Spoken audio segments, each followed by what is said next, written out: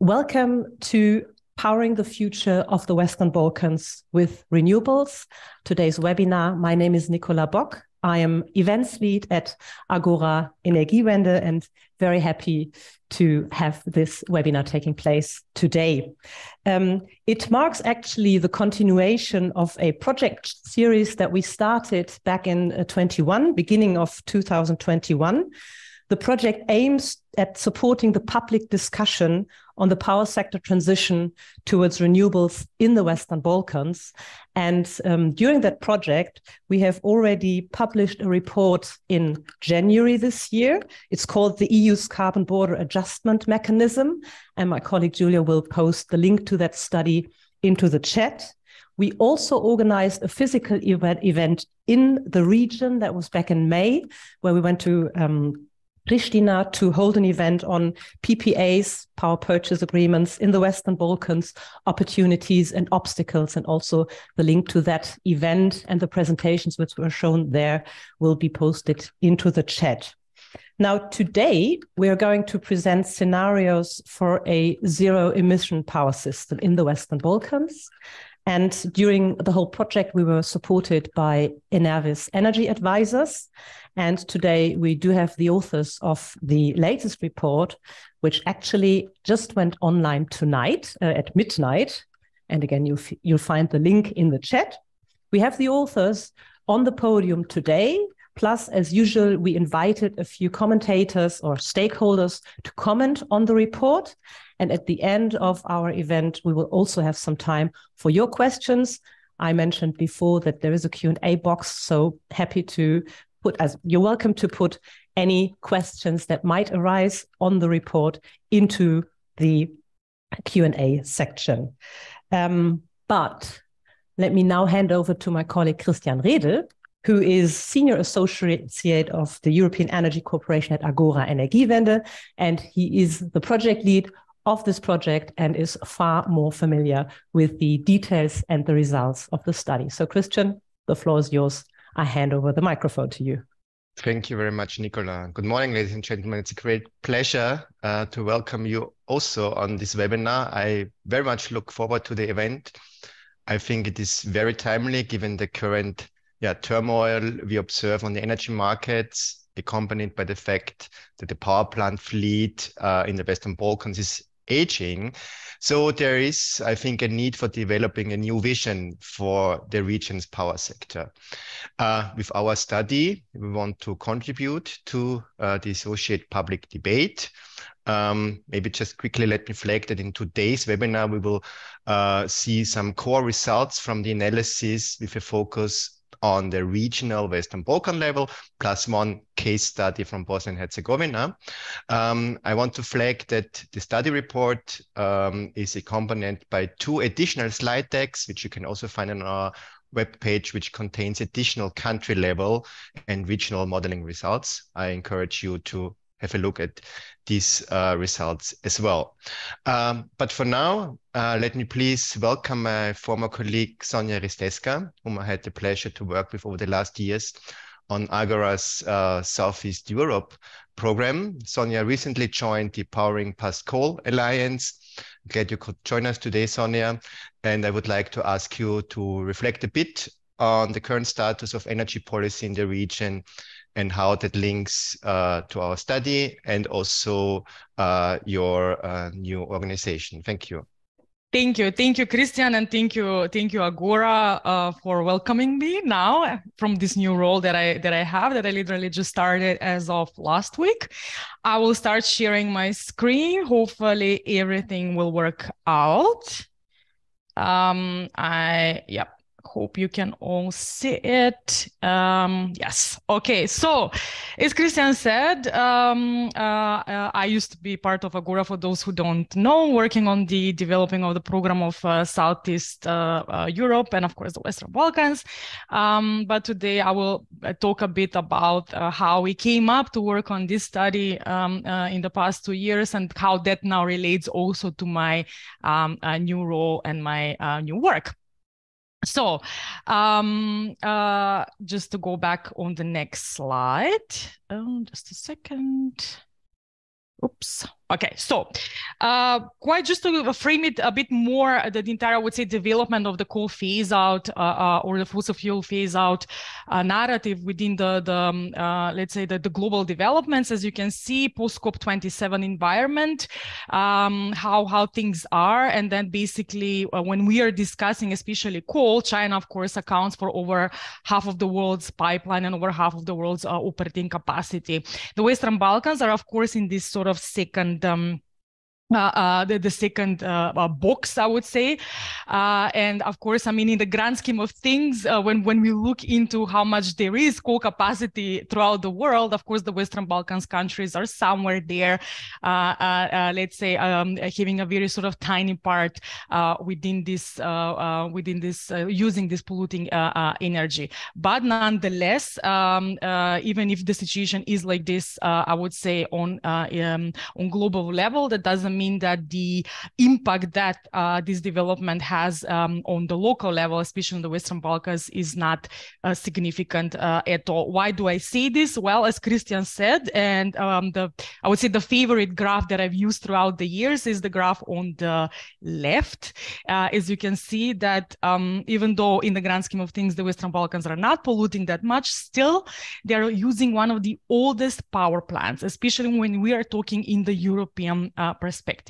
Most of them are older than 30 years, and more than 40% of the capacity is actually older than 40 years. This, of course, is a big problem, and that is how we worked. That is how we decided in Agora to work on the previous study of coal exit by 2040, and then to do the following study or the follow-up study, which is presented today. Why? Diversification is a big problem. The countries, because they rely so much on lignite and so much on hydro, now, especially with the energy crisis, we are seeing how large the issues are, from basically not doing the investment in the last 30 to 40 years, to not modernizing, and to not replacing the old lignite units. We have regular outages in the region due to the age of the units, not enough coal in many of the places, like for instance, North Macedonia, where I come from. There have been a lot of droughts throughout the year that, for instance, also impact the energy system stability in this region, especially if you look into the case of Albania, for instance. All this leads to the countries being more and more dependent on importing expensive power, expensive energy commodities from the European market specifically, which then put the pressure on the consumers and on the governments. And then, of course, is this vicious circle of not having enough domestic capacity, and then relying more on imports, not having then enough investments to actually support the holding the units. Unfortunately, I would say that 2022, we haven't seen many changes in how the energy system planning has been happening, which would, I would say, target specifically these issues of replacing the old units, which need to be retired, and accelerated renewables expansion. Because why? We all know, getting through this winter, I mean, it's not next winter, so getting basically through 2022, but also I would say that next winter also will be probably quite important, 2023, is actually the priority for the governments. That's why we are here today, to say that it's not only important to get through these winters, but what we do now as decisions, all of us as society or an energy sector working on these problems, will have impact on the mid and especially the long-term developments in the energy sector of the Western Balkans. So we cannot lose out of sight the long-term developments that are really necessary to happen in order to have the Western Balkan countries align with the EU and become net zero in 2050, the latest. How does this then relates to my work in the PPCA? Well, first of all, maybe to explain a bit what the PPCA is, we are actually the world's first and only coalition of national and subnational governments, so basically regions, towns, etc., as well as businesses and finance institutions who work to advance the transition away from unabated coal power generation. So our focus is mainly on stopping new coal being built, and financed, and B, to actually secure commitments from the governments throughout the world, as you saw basically the first slide that I said. So OECD, non-OECD countries, and here I include everybody, China, the US, to basically have a commitment that they will phase out the existing unabated coal power. Of course, all of this with shifting the investment, which is of course the most important thing, from coal to clean energy, and restrict the financing for coal-fired projects. And of course, the most, I would say, important thing that sort of encompasses all this is doing this in a proper, just way. We have recognition by 197 parties of the need to phase down coal. Not everything is bleak, of course. I mean, we need to have a bit of a more perspective that if when you see, for instance, on the graph that the reduction in proposed new projects since 2015 has been really, really astonishing. But of course, this does not mean that we are out of the woods, and we see the same, I would say, again, in the Western Balkans. You're all aware, I believe, on this call about different projects being proposed, still trying to be built in some of the countries, still looking into coal as some sort of a security for the energy system, etc. But in any case, I would say there is still a lot to be done in order to really stop new coal projects throughout the world. The good thing is that I want to really celebrate is that in the PPCA, we already have 3 of the Western Balkan countries. That's Albania, Montenegro, and North Macedonia.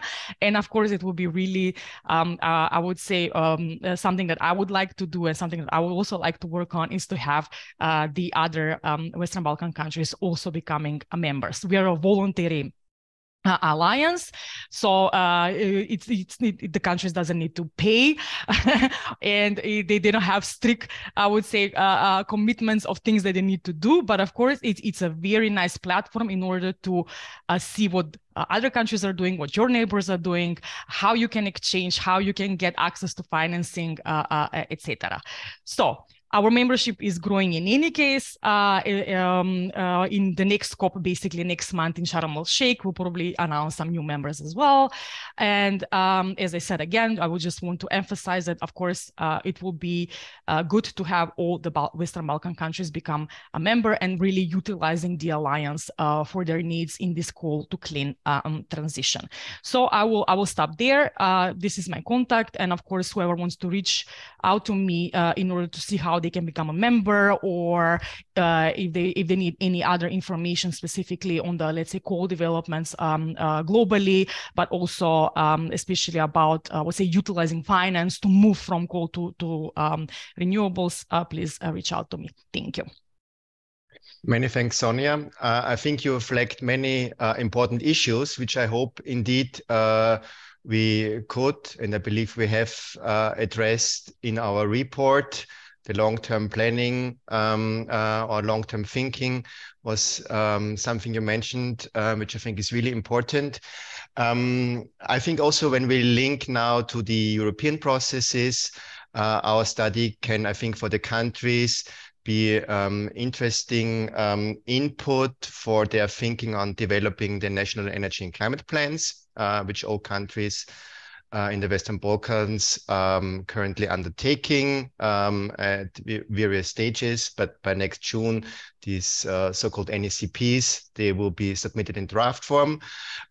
So let us dive into the details, and I would like to hand over to Julius Ecke from Enervis Energy Advisors. We have been working with Enervis on several analytical studies with respect to the Western Balkan power system. So I think they know the system by heart. And I'm curious, Julius, which scenarios you will now present to us and the audience, which can, I think, help developing this joint vision of the future power system in the region. Julius, the floor is yours. Yeah, thanks for the kind introduction and the opportunity to present today the results of our study on behalf of Agora Energiewende. So what did we do? It's a study looking at the feasibility and the implications of a full power market decarbonization of the region by 2045. as has been mentioned before, it's kind of a step beyond earlier works, right? First, in the first studies, we looked at how can we make a coal exit feasible? What would be the effects of that? And now the next step, how can we go to net zero by 2045? And what would this entail?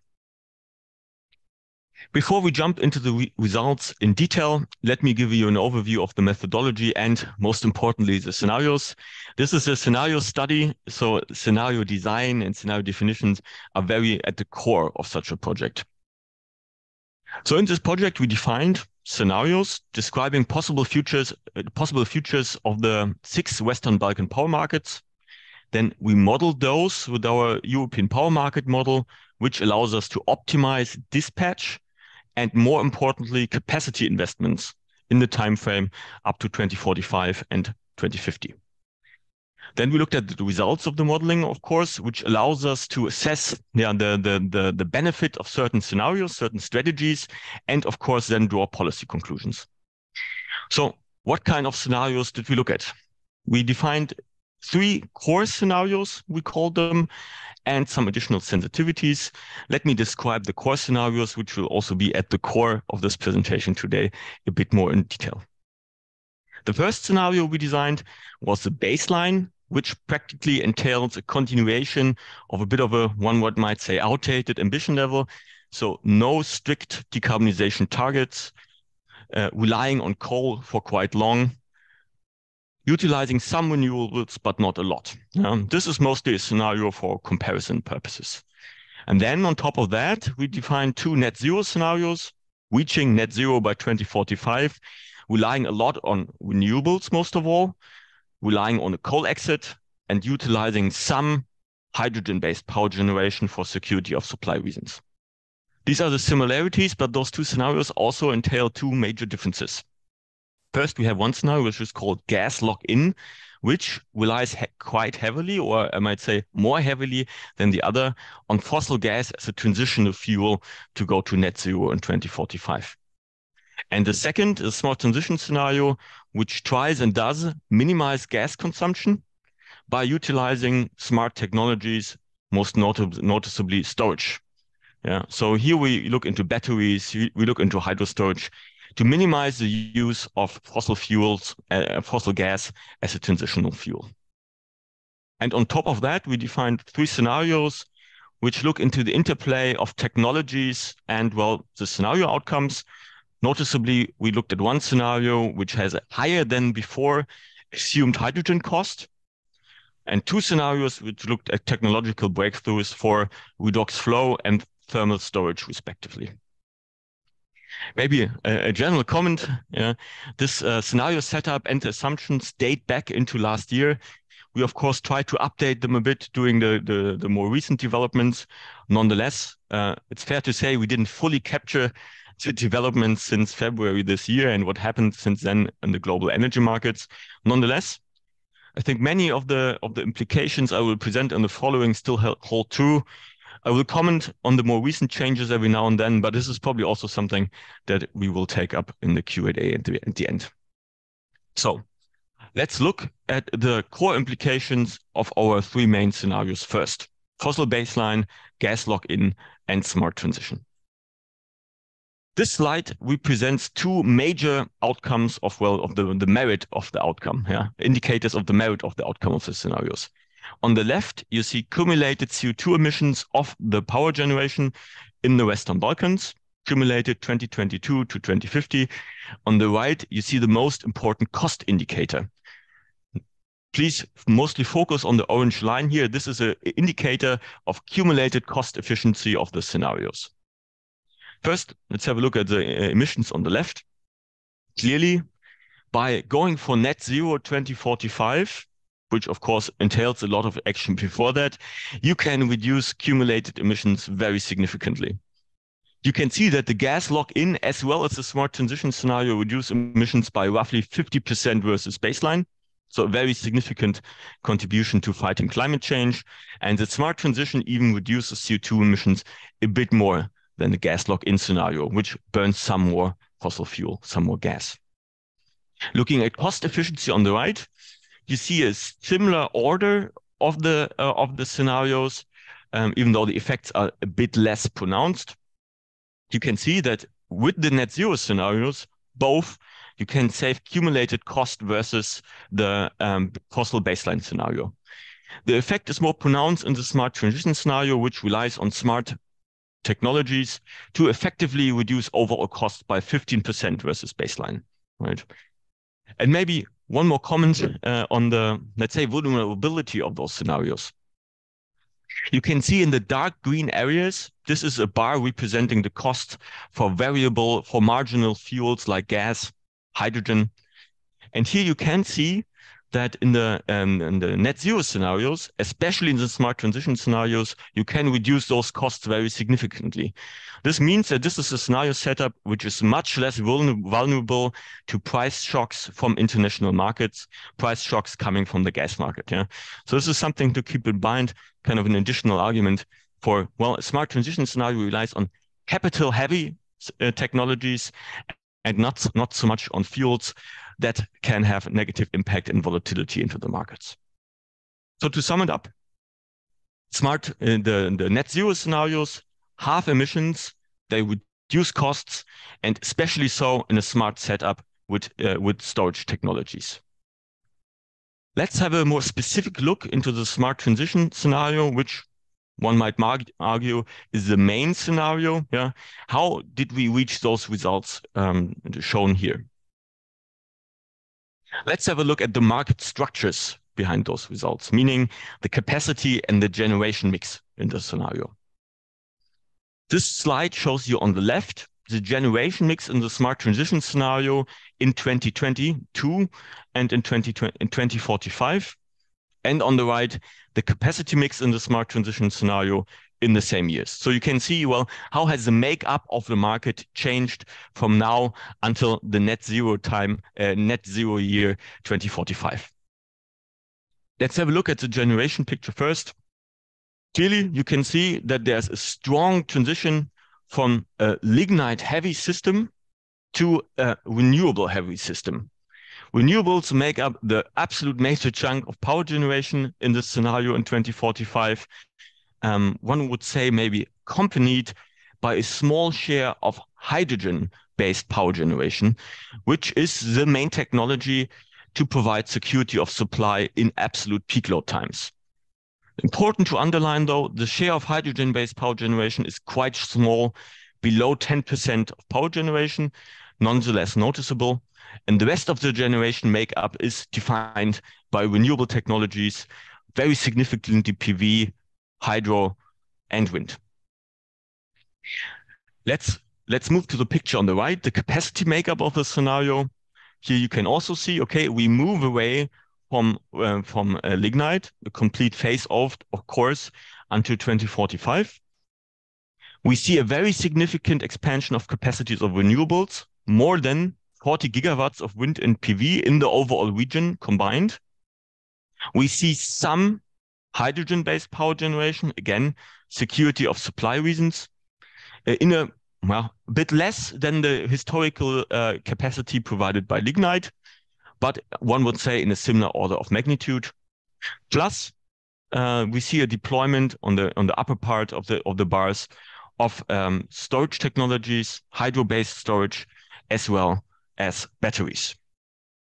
So clearly, a significant change in capacity makeup. How can we make this happen over time? Let's look a bit at the transition towards one could call it photo finish. So this slide gives you an insight how investment and capacity deployment develops over time. On the left, you see the transition of capacities over time until 2050. And on the right, you see the accompanying investment volumes each year and for the respective technologies. Let's look at the capacities first. You can clearly see that from the mid to late 2020s on, we see that the generation from decreasing lignite capacities is more and more replaced with wind and PV. And this is aligned with the ramping up of storage capacities, hydro, as well as lithium-ion capacities. You can also see that a lot of that development is already happening until 2035, 2040. Yeah. And then it kind of slows down a little bit until 2050. So clearly we are, well, under pressure if we want to decarbonize by 2045. A lot of it has to happen now and in the upcoming years, and of course until then. This development is also present in the structure and distribution of the required investments. Here you see that the chunk of the investments is actually happening from 2026 onwards until 2035. These are the years which are very investment heavy, and the investment go mostly to renewables, partially to storage, those are the yellow bars, and to some extent to hydrogen-based power generation for security of supply reasons. This sums up to almost 40 billions combined. So clearly is a very significant opportunity also for business cases, for employment, for economic development. Side note, very little investment is actually channeled towards fossil gas, even as a transitional fuel in this scenario. It happens, but it is very minor. And we took care on the modeling that all investment going towards fossil gas is executed hydrogen ready so that it can be later switched to hydrogen. Overall, I think this gives you a good idea of the scope of the challenge and the operational effects over time. Let's maybe expand our understanding a bit beyond the core scenarios. We looked at 3 different sensitivities that kind of give you an idea of the interplay of technological development and cost development and scenario outcomes. Hydrogen costs. What would happen in a world where hydrogen costs are higher than we assumed? Redox flow breakthrough, a scenario in which costs for this technology reduce significantly, and the same in a thermal storage breakthrough scenario. And what do I mean with thermal storage? With that, I mean thermal storage executed on the side of historical lignite plants, right? So kind of a thermal storage, one could say, steam turbine combination. Let's look a bit of what happens in these scenarios. So this slide shows you all sensitivities in comparison to the core scenario. So on the left, you see our smart transition core scenario, and then the 3 sensitivities built up. The smart transition core scenario was already introduced. So you basically see coal phase out, right? You see a ramp up of renewables. You see some ramp up of hydrogen-based generation plus storage technologies. What happens now if hydrogen costs increase significantly? Well, actually, maybe not as much as one might have thought in this capacity slide. The capacity needs in regards to hydrogen-based generation, this is the light blue part at the bottom, remains relatively unchanged.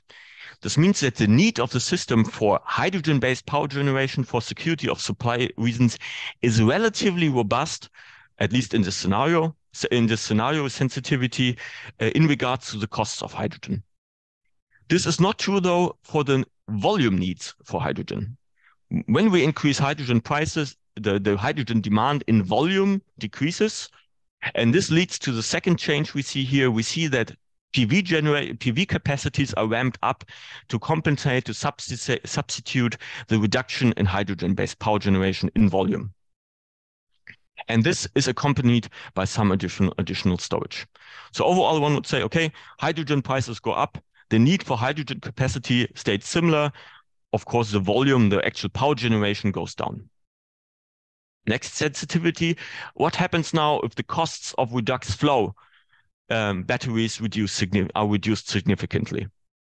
Well, we can see that the role so far taken on by lithium ion is now substituted by redox flow batteries.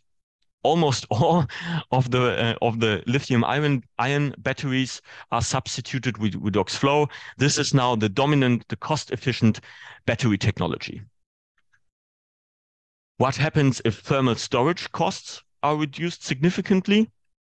Yeah, as you can see, under the cost assumptions taken here, not a lot of change versus the core scenario on the left. If you look a bit closer, you can see that some thermal storage deployed in the order of magnitude of 10% of the current lignite capacities. And this does lead to a reduction in battery need. For 0.7 gigawatts of thermal storage, in this scenario, we can reduce the demand for batteries by 1.4 gigawatts. So not nothing, but it goes to show that if costs drop low enough, at some point, of course, there's a breakthrough. And if costs drop further, then there would also be a stronger deployment of those capacities for sure. Overall, you can see that as long as we're only talking short to midterm storage options, though, this does not reduce the need for hydrogen-based power generation very significantly. So that kind of technology, a long-term storage technology, the need for that reminds a robust result of the sensitivities. So let me sum up the results a bit. I hope you took home the following points. Our results show that the power sector decarbonization by 2045 is possible and cost efficient. We have shown CO2 reduction by roughly 50%, while at the same time indicators of cost efficiency decreased, especially in the smart transition scenario. This does need significant amounts of renewables, and this ramps up quite quickly. 50 gigawatts of wind and PV in the region, significant chunk of that investment will have to happen until 2035. And maybe as a side note, in our modeling, we see that a lot of that investment can be triggered actually by merchant renewables, so PPAs mostly. And I think this is a good role because this allows to ramp up renewables quickly by relying on market-driven deployments, sometimes even the absence of effective policy or fast policy changes, right? Third point, maybe storage technologies play an important role in our smart transition scenario. So to have a smart transition, you need storage. And clearly batteries, under our main assumptions, batteries are the go-to technology here, right? But I think we have shown that if cost developments happen differently than we have assumed in our core scenario, other storage technologies can take over, redox flow batteries, maybe thermal storage. And I think this is generally a positive sense. We kind of have a backup plan when it comes to the technology makeup of the system, lithium ion, but this can be outperformed by the reality if other technologies step up and become more cost efficient. We have shown in our modeling, fossil gas is a dead end. I think this was shown much more effectively by recent history than by our modeling, but nonetheless, this modeling reflects this on a smaller order of magnitude. The gas lock-in scenario is clearly less cost efficient and has slightly higher CO2 emissions than our smart transition scenario, which relies more heavily on especially storage technologies. So storage technologies, H2-ready power generation, and especially more renewables can effectively reduce gas demand and the role of gas as a transitional fuel. Hydrogen-based power generation has an important role to play also, we think. In the outcome of our scenarios, we have a 5 to 9 gigawatts level of hydrogen-based power generation in the long term. This makes up 7 to 10% of power demand in generation, right? This is not nothing. Yeah. It's important to note, though, that we think this is a bit of a proxy result for the need of the system for a long-term storage option. And at current assumption, this is hydrogen, right? Yeah, and I think this sums it up so far. And yeah, looking forward to discuss more in the Q&A. Many thanks, Julius, for this, I think, very clear, very comprehensive and interesting presentation. I think the messages came across. Security of supply can be ensured in a decarbonized system by a mix of renewables, storage, hydrogen-based power plants. It saves money.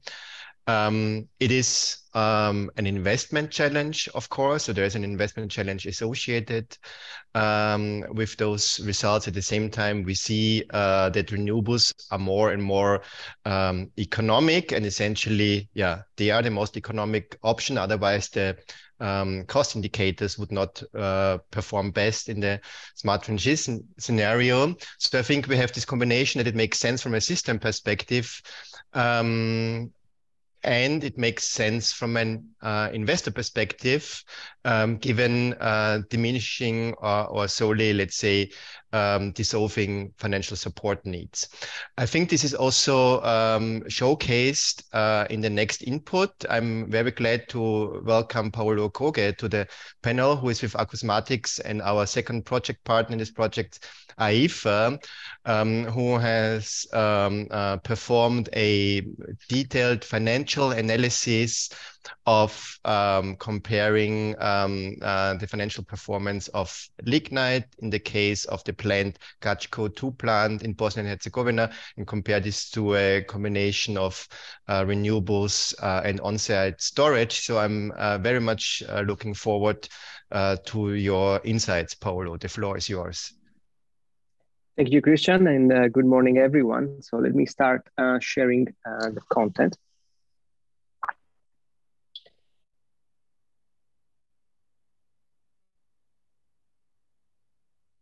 Okay, so our presentation is an ideal follow-up to the scenarios that Julius just presented, presenting the excellent work of Enervis, both his last scenario building exercise and the previous one published together with Agora. What we did is we looked at one scenario, which is a scenario where a single asset gets built. Now, we focused our attention to Bosnia, in particular to the recently announced Gacko 2 project. Now, when I say announced, it's not a proper announcement. It's more like a press release from the government about a foreign company having an interest in building this plant. So while we did a detailed modeling of this potential project, our findings will likely be applied to more than just this project. So I'll give a brief introduction, and then I'll delve into the case study for Gacko 2 and RES alternatives. We'll show you what we did with the modeling, and I hopefully will show you that the building a lignite plant today in Bosnia, but not only in Bosnia, is not a smart or financial winning idea, because you would be building a very vulnerable asset from day one. And then I'll show you how instead you can model a realistic portfolio with alternatives and still sort of be at the forefront of this change that was highlighted in the previous presentation. So do not be left behind is one of the messages. So by way of introduction, let me just remind everyone, in case they need a reminding, that there are heavy policy interventions besides the aspiration of every country to have a clean future. But there are policies that either through subsidies or penalties or outright bans of technologies are actively and have been for a while discouraging lignite.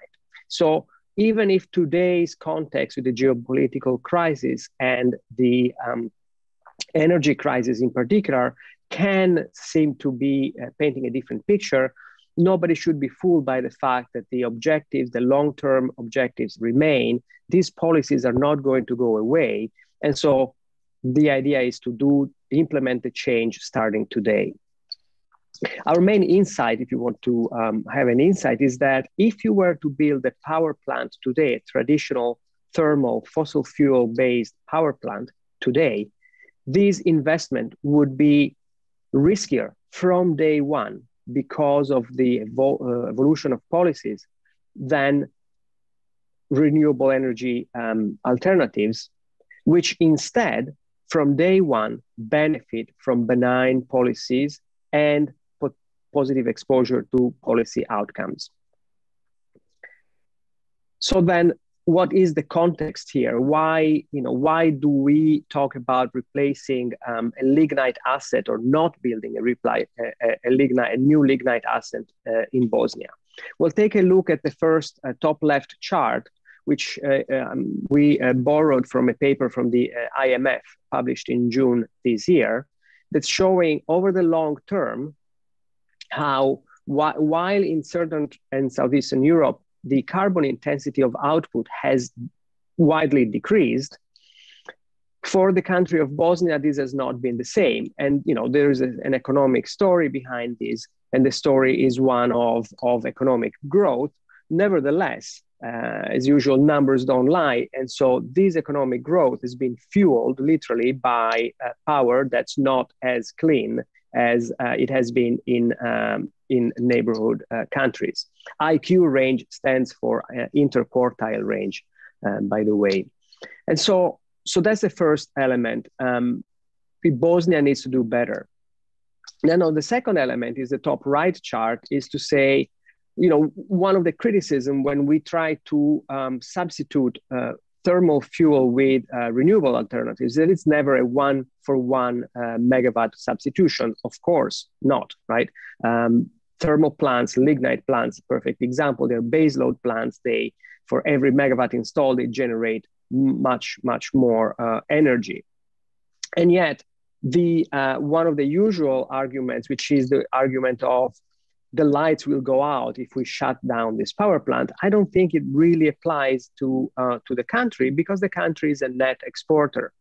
And this we show with data from the regulator for Bosnia and Herzegovina, showing that there is a surplus of power, quite regular. Obviously, given the large amount of hydro installed in the country, the surplus can, oscillate, can vary up and down based on what kind of hydro year, the country gets.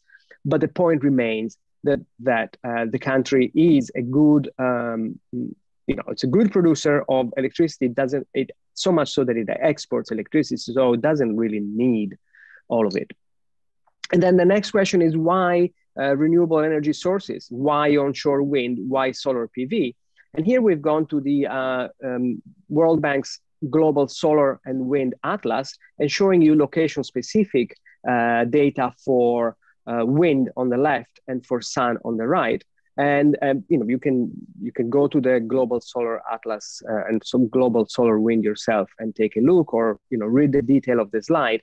But basically, it makes sense. There are good wind speeds. There is good solar irradiation, even in the location specific of Gasco 2, where we looked at this new possible asset.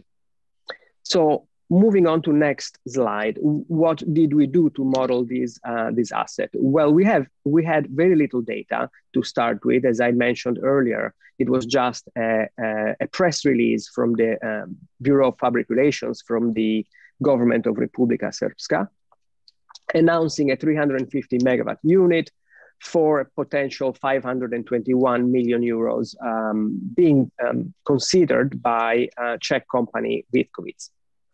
So based on this and based on our research, we modeled a 350 megawatt unit.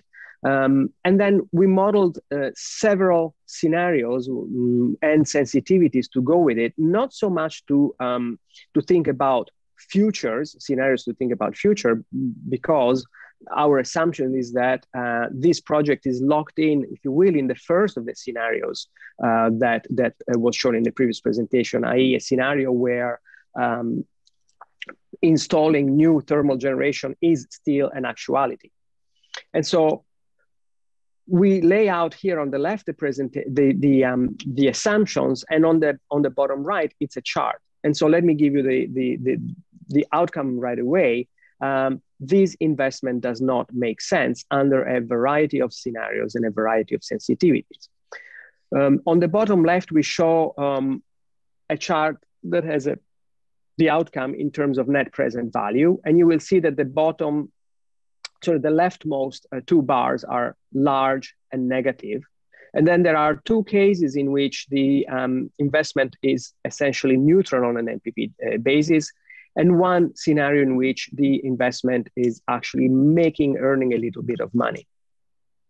And then in the chart, I put some, you will see there is a percentage which is a subjective sort of assessment of probability, which as it is subjective, it doesn't hold that much sort of scientific value, but it's just to give you an idea that unless you believe in the scenario that gives a positive NPV, unless you believe everything about it, so best possible specs and an ideal evolution of policy in favor of lignite, unless you give almost 100% probability to such a world occurring, the reality is that the project most likely will lose money. And how much money, depending on which sort of scenario or you want to look at, which set of assumptions you most believe in, but essentially a large amount. No rational investor would finance such a project.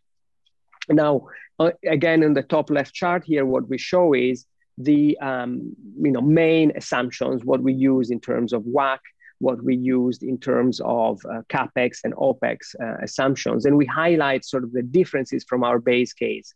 And so again, for comparison purposes, our base case returns a large negative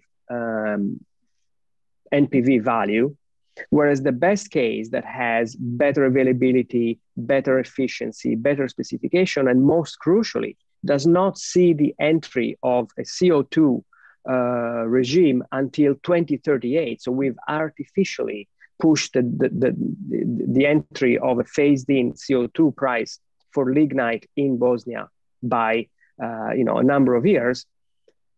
That scenario only makes a little bit of money. We believe that, moving on to the next slide, if you invest in lignite today, you are investing in a very vulnerable asset. You are spending a lot of money to invest in an asset that throughout its life, as a reminder, these are long-lived assets, so 25, 30, 35 years. Let's say Gasco 1 was inaugurated in the early 1980s and it's still running. So over the life of this investment, the vulnerabilities that this investment is subjected to pile up, they sum up. And so you'll see that even if a final investment decision was made today, it would take 4 years for this plant to really come online. And so already it would be foregoing these high electricity prices that we're seeing today. And we're convinced that these high electricity prices will not stand over the next few years as the energy system in Europe evolves and as the geopolitical crisis resolves. But then supposing that the asset starts in 2028 and is then looking forward to a number of years of generating cash flows, well, what we find is that the first and main vulnerability comes into play as early as 2030, which is when some form of carbon price will enter the picture. And so here we reference the, as I mentioned, excellent work that Enervis has done previously together with Agora in saying that there's no way around it. Carbon will come into the picture. And if carbon comes to the picture, or once carbon comes into the picture, the cash flows of such a plant, of a new lignite plant, will be sort of damaged beyond the point of being recoverable.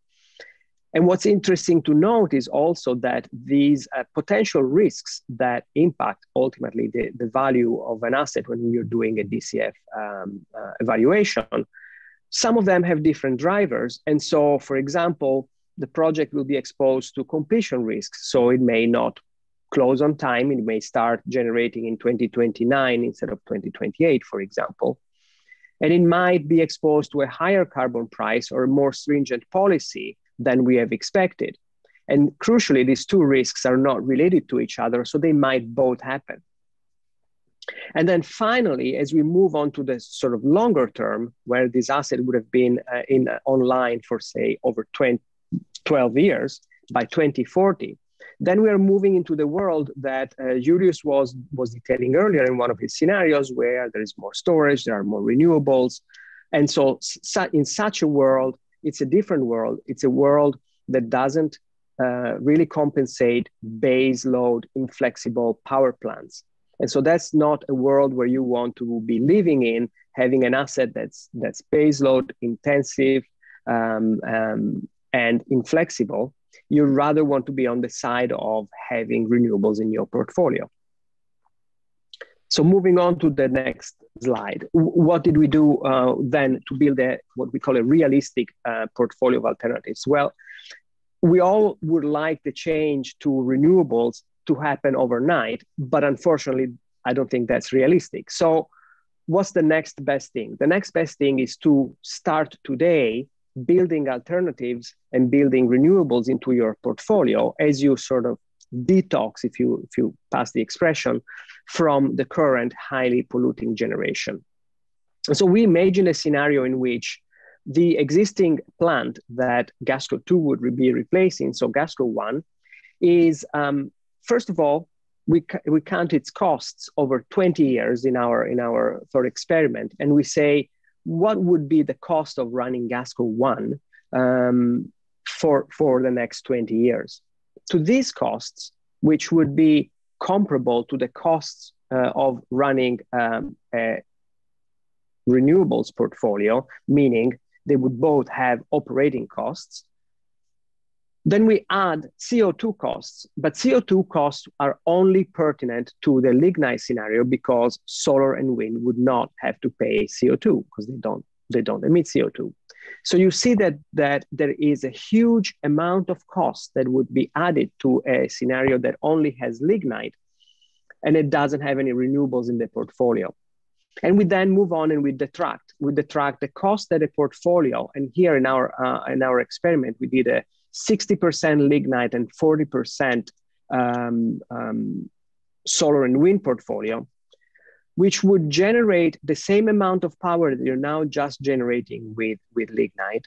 It would not be paying CO2, or only part of it, only on the lignite part, and then would be ultimately saving on emissions, saving on costs, and generating additional value. So what are some of our key messages based on our modeling? Well, first of all, do not build Gasco 2 plant or any other fossil fuel plant. The economics don't add up, as we've seen in our DCF modeling. It's bad for the environment and public health. More importantly, if you're wanting to look at it from the point of view of who would be financing this, it's extremely hard. It should be extremely hard and very, very risky to finance. And its timing, given that it would take 4 years at the very least to build, it's not good in that its building costs would be high in exchange for the possibility of high prices, but not the likelihood of high prices. We suggest instead to consider a rapid phase out of the existing power plant. So reducing exposure, do not sink any more money into lignite generation, but help again the environment and public health, especially locally, by building a strong portfolio comprising solar PV and onshore wind. And the sooner you do it, the better. So join the transition, as was highlighted in the previous presentation. These will accelerate the phase out of existing generation before it is too late. And the sooner you do it, the better it is. You will be getting better, you will develop better spots, you will have longer, you will start, your cash flows will start sooner. Let's not forget that we estimate it takes 2 years to build renewable portfolios versus the 4 years it would take to build a lignite plant. And last but not least, decarbonization, decentralization, and digitalization are all on your side. So let me conclude this with leaving you with just a thought, which is a quote from Marshall McLuhan: "The future of the future is the present." So act now, don't be stuck in the past. Thank you very much. Thank you very much, Paolo. Very interesting presentation, very clear methodology, very illustrative. So I think we have now two views which complement very nicely from Paolo, the asset level view or focus, so to speak. From Julius, we heard the system level, and then we need something to bridge the two, and that's essentially energy policy and the whole governance frame. So I'm very happy to also welcome Maja Dukovic on the panel. She's a well-known figure, of course, in the energy scene in the region, with CWP Global. And I'd be very curious to hear, Maja, your view, what you think is needed from a regulatory, from a market, from a policy perspective to get this boost into renewables in the region. Maja, the floor is yours. Thank you. Thank you, Christian, and regards from Belgrade. So I'll give you the view on more like a reality check. What are the issues with really deploying renewables at a large scale from the point of view of an investor and developer? So I'll just share my presentation now.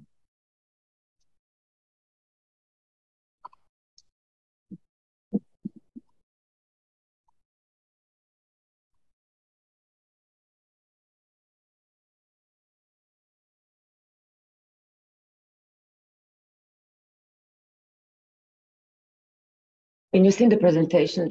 Yeah. Okay. Sorry, Maja, can you just switch to the, change the view again? Sorry. I apologize, yeah. No worries. Perfect. Yeah, so what we currently have in the region is it's really modest capacity. We have when we speak renewables, we mean wind and solar. So and then you see some targets, but this is something we really take with a grain of salt, because they vary. Depends from some numbers are official, some come from different sources. Some countries are still working on NECPs, and so it's for investors, it's not really that relevant unless it's rounded with a policy that is being implemented, actually. So this quite varies from country to country, but all the countries in the Western Balkans have a lot in common. So despite some dependency on lignite, issues with security of supply, very high power prices, and all the countries, even Bosnia and Herzegovina, was importing power due to low hydrology this year. So and then really substantial grid interconnection capacities, which are in relative terms higher than what you normally find in Europe. We really see, we see lagging, deployment of large scale. These are not the numbers. Even when we speak about the targets, this is not very encouraging. So I'll go with a snapshot through the countries without really going in detail. So different countries have different issues to tackle, but from Serbia that adopted the new renewable energy law back in May last year, and then we still have some bylaws pending, and then shortly, hopefully, we will have the new government by the end of this month, and we will have some changes. We face a bottleneck with the TSO with more than 10 gigawatts in connection requests alone, which is much more than what the system can at the moment absorb. Then Bosnia and Herzegovina, where we have this is the only country where the deployment of renewables goes through the concession, securing concession rights or concession contracts for the resources. And then we see a kind of the government flipping between, doing strategic partnership and going with the tenders for those concession rights.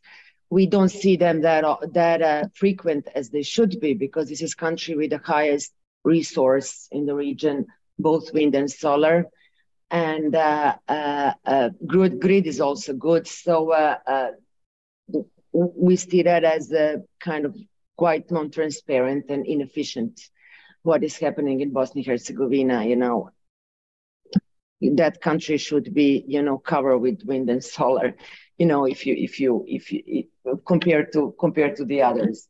In Montenegro, we see a lot of developments lately, particularly with the large scale solar, because you have this discrepancy in Montenegro with the high load and congestion on low voltage levels 110 and 220, and then very low load of 400 kV grids, typically 10 to 20% of the capacity. This basically favors large scale projects, which is good news for Montenegro. Also with the HVDC cable that provides access to European markets, which currently operates at 600 meg, but should be doubled by 2026. And what we had in reality, that was built in order for the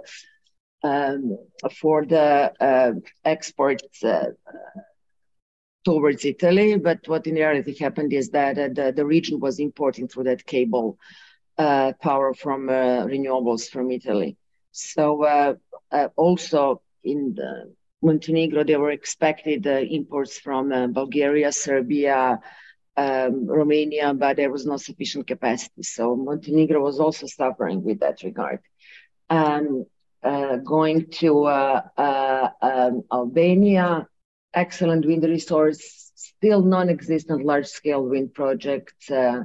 There's a bit of regulation that is still pending, like environmental impact assessment, which is the prerequisite for any project finance, and also very vulnerable position with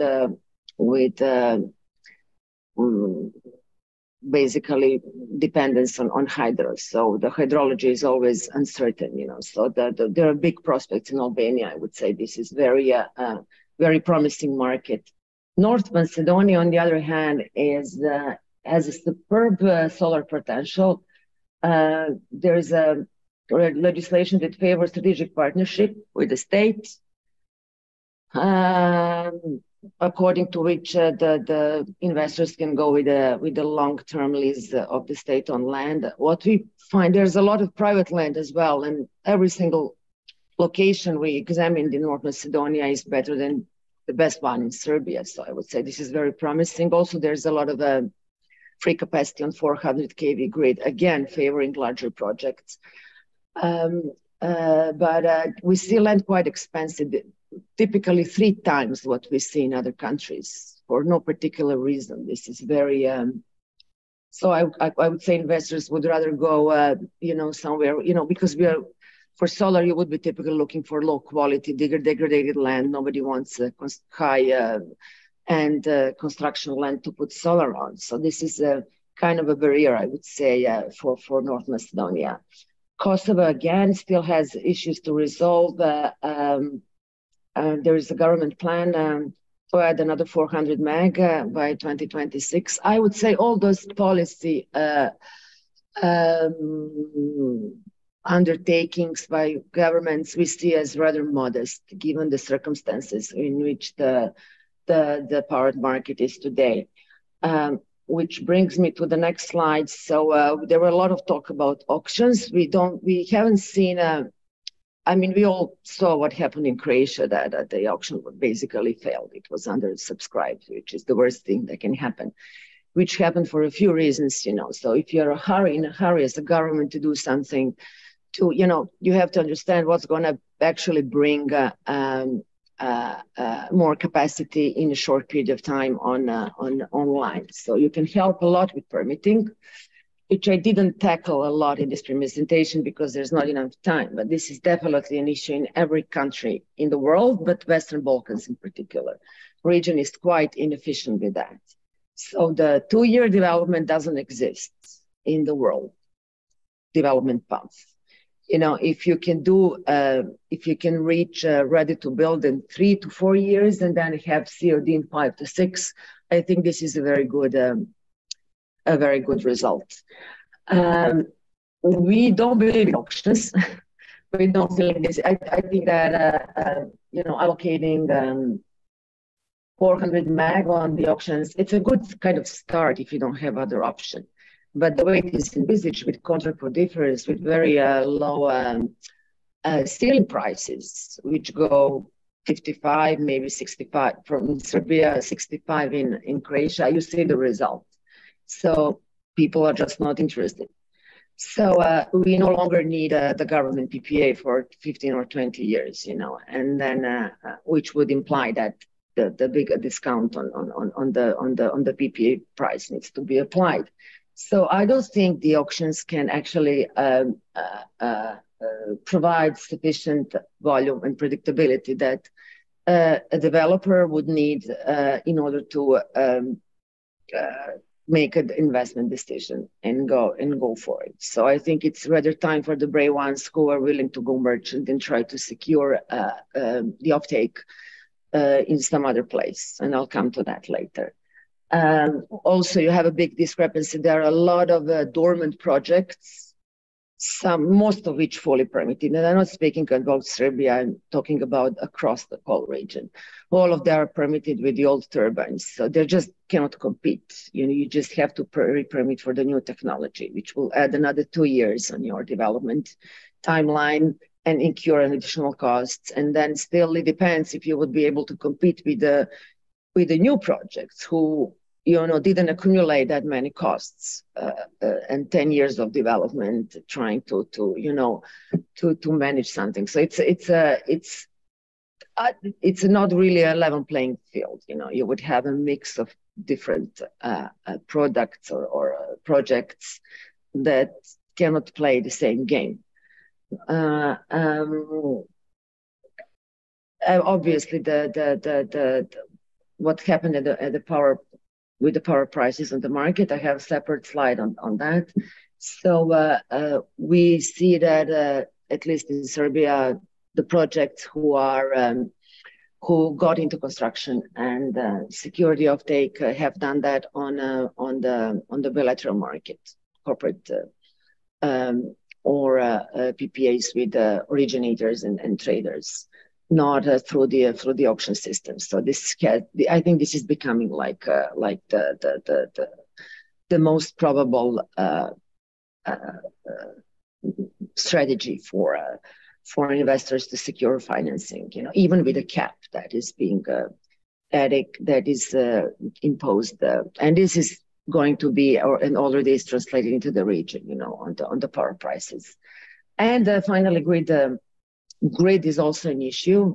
So the governments would always be very cautious with allocating a lot of capacity to tender because of the grid constraints. So we can expect, because we have the first slide where I show some capacity that is a target, is something we collected from the government decisions or government communications. Let me put it that way. But I think that curtailments are likely to happen in the foreseeable future. Maybe the first cycle in the next 5 years of the projects already reaching or have reached the ready-to-build stage and are about to go into construction in the next 2 years, so they can basically be online in the next 4 years. It would be better off than the others who will come later, because we can expect that the TSOs will impose some additional grid enforcement costs. And what we actually already see in Macedonia and Serbia is that the TSO comes with a kind of a compulsory storage that needs to be added to the project to help the connecting, securing grid interconnection. So is the storage really a lifeboat? We see a lot of copy-paste exercise here, because everybody thinks it's going to save the renewables. We don't see storage in operation in any of the Western Balkan countries, but we do see, when I say storage, I mean batteries at this instance. So we do have other flexible generation like pump storage. So we started seeing those in operation in the neighborhood, in Slovenia, Croatia, and Hungary. And I think this is mainly due to a regulation that is missing. So it's good to start working on that. The initiative usually comes from the TSOs because they, would, like in Hungary, require some percentage of storage to be added to the capacity of the intermittent project for which the connection is being required. So again, we need a clear policy and regulation to enable this to happen, including some improvements in the market design. So what are we missing? In order for a storage to have a business case, we need a proper revenue stream, which comes from 4 different channels. The main one is time shifting of the energy. This is what we are really interested in. It's the price arbitrage on the intraday day ahead market, and then balancing cost reduction. The second one, the third one is to maximize grid connection utilization as we see less available capacity. So basically if the storage would help us oversize the project, so this also requires a bit of amending the technical regulation when it comes to TSO and grid connection, and also for projects, for renewables and storage to participate as a provider of auxiliary services. So we don't have capacity market in any of the Western Balkan countries, which this is why UK has the best storage market in Europe, because they have capacity market, and this is the highest percentage of the revenue stream of the storage. So if it cannot actually make money, nobody's going to build storage because it only adds on the capex. So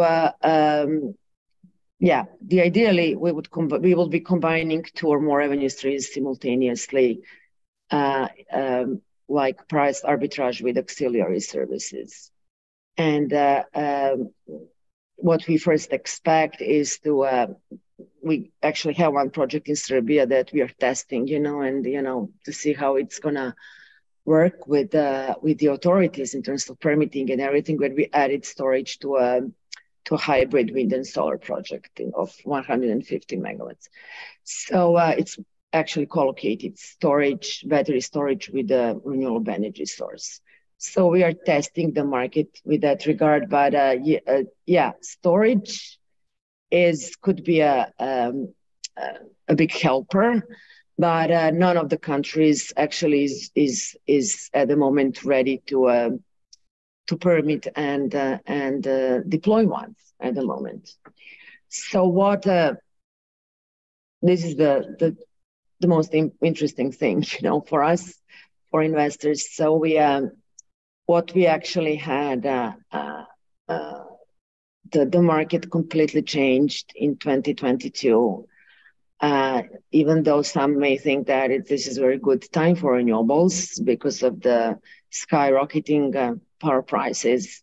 The reality is not really that bright, because unless one has a lot of cash to build a project, we actually have to go through the classical project finance. That is extremely challenging in the circumstances that we have today. So we do have all-time highs with regard to power prices, but also all-time highs with regard to volatility. So we have this looming threat of further cuts to the gas supply from Russia. And this year it also coupled with record low hydro and the nuclear output. So we had excessively hot summer in Europe, starting from the UK and then in Western Europe as well, France, Spain, Italy. So we will have a very tight winter in Europe, I would say. So this is very, very important for us. So what we see as a main challenge that,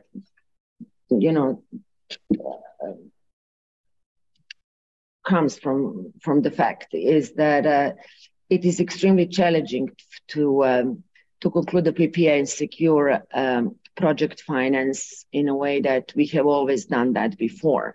So the lenders are not are very conservative, as you know. And what we see as an issue is that we are struggling with the lenders on how much output actually needs to be hedged in the market circumstances today. And then also PPA signing that typically has to happen 24 months before realization, which then applies a significant risk component. This is a discount of between 30 and 40% of the base load. This is huge. So what you see on this slide is that you see the German base load futures on the left. The numbers are slightly less today. So you would see the first quarter in 2023 is, it's now about 500, it's 524. And then well, this is despite EU actively engaged with regulatory measures aimed at capping the price, both of natural gas and power. And then we have power futures curve in Germany leveling around 112 after 2031. So Germany is typically traded with around 60 euros per megawatt hour negative spread against less liquid Hungarian power market, and Hungarian and German markets still are very good reference point for Southeast Europe power markets. Also, I mean, Romania, Bulgaria, and Serbia who have spot. So this is on the left-hand side. So you have the futures. It's no longer 645. It's now, I just got the new numbers, 524. Still, the point is the same. And then on the right hand, this is the Pexapark. This is how much, this is the analyst and trader consensus for a 10-year PPA. This is as generated physical delivery. So where you see that it goes that, you see the discrepancy between the two. So this is a significant challenge because the off-taker wants to protect against this. So we can never, you know, for example, if we are to hedge, we have to hedge using the price of the German futures. And then if you know, for the PPA, we would go on the right hand with the price that the Pexapark index shows. So for these reasons, developers are willing to go merchant and maybe abandon classical project finance. So what we are trying to achieve is with the lenders to secure that the certain percentage of the output can go merchant. So one part would be subject to you know, secured through the long-term PPA and fully hedged, and then the rest will be fully merchant. And then for us, it's important that the PPAs can be signed closer to the COD. So to push that closer to the COD, maybe using the ECA insurance coverage in some cases. So these are some ways to tackle that. On top, as Maya, could I ask you maybe to wrap up slowly, yes, that we still have some minutes for the Q&A? Yes, sure. I just need 2 minutes more. Thank you, Christian. So just on the procurement side, you know, the commodity prices, now they are dropping. We still don't see that actually, to some extent, yes, being translated into CapEx, but typically what it means, a very long lead times, validity offers 3 to 6 months, which is not enough time to close the project finance. So for these reasons, you know, a lot of investors are basically paying from equity, you know, to the main components with the longest lead time, which also brings another complexity. And finally, you know, I would just wrap up at the end, you know, these are the issues with deployment of renewables, because, you know, if, there is a lot of potential and there is path. If one country has projects connected to the systems, if they were permitting and build, and there are lenders who perceive the country risk and the market risk as acceptable, you know, you can complete that. What has completely changed, you can see on this the conclusion slide that offtake securing comes as a tremendously costly thing and almost impossible to solve for many projects. And second one is, basically securing turbine supply agreements for wind in particular, but panels, with panels, we have the similar situation. And finally, storage, we absolutely have to happen, but at the moment we don't see a business case unless the regulation actually catches up and provides one of the revenue streams for the batteries. Because using them only for batteries, yes, you can implement it, but you will be within 5 to 7% probably of the capacity of the individual projects, maybe only for the balancing. And then this is very much dependent on the market, how the market is set, the balancing market, for which we would have to go into details for every country. But that's basically in the nutshell. So thank you. Thank you very much, Maya. Really interesting and fascinating to see, let's say, this view from the real world, from the developer's perspective. I think also your comments on policy revisions, that's quite some food for thought for all of us. So thanks for that. We still have 5 minutes for the Q&A. So if there are any open questions, please feel free to write them in the Q&A. We will try to come up with an answer then. Rita from endeavour was very active. There were several questions which have already been answered in writing, but I would like to pick one which I think is very important and indeed comes regularly.